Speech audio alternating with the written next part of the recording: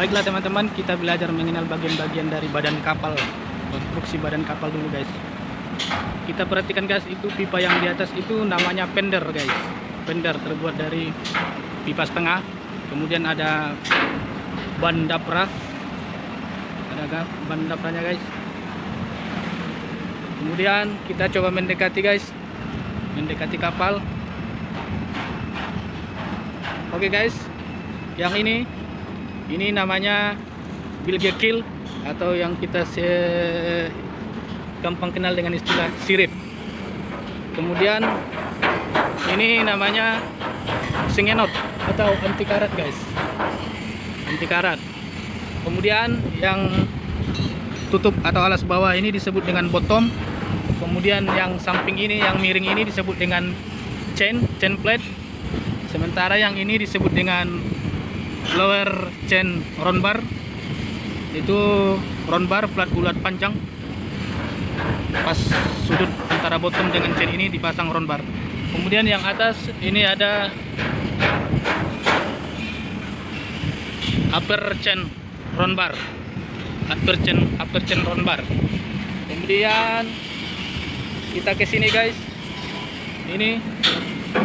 Ini namanya C-chest guys, lubang C-chest. Ada saringan, Ini tadi bilge keel atau sirip. Kemudian kita ke belakang. Ya. Ini guys, ini namanya skek, yaitu kotak atau plat yang mengikat as propeller. Oke guys, kemudian kita ke depan. Kita arah ke depan guys. Kita tunjukkan apa saja yang bisa kita lihat di sana. Oke guys, ini kita lihat ada angka-angka di sini guys. Angka ini adalah drop mark. Ini guys, mulai dari 2, 4, 6, 8, 1 meter dan seterusnya. Itu disebut dengan drop mark, yaitu untuk melihat kedalaman kapal di dalam laut, baik di kiri maupun di kanan dan juga di belakang, supaya bisa diatur keseimbangannya guys. Nah, yang depan ini guys, ini disebut dengan stem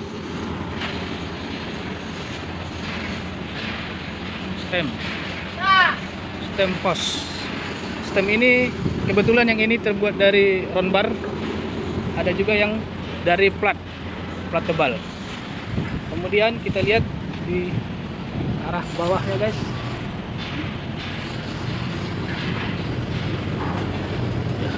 Ini bagian yang ini ke belakang sana dia lurus, disebut dengan keel plate.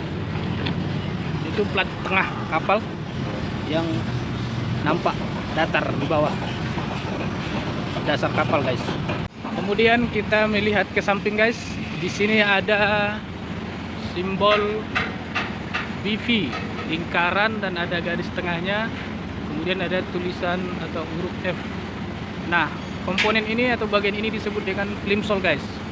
Ini adalah menandakan standar kapal yang digunakan untuk melihat garis batas air dan sebagainya guys.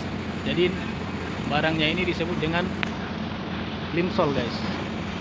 Oke guys, sementara ini otak lubang jangkar ini disebut dengan ancor pocket, di kantong jangkar. Oke guys, supaya nanti bila teman-teman bekerja di galangan kapal tidak bingung lagi namanya. Kemudian yang di depannya lagi,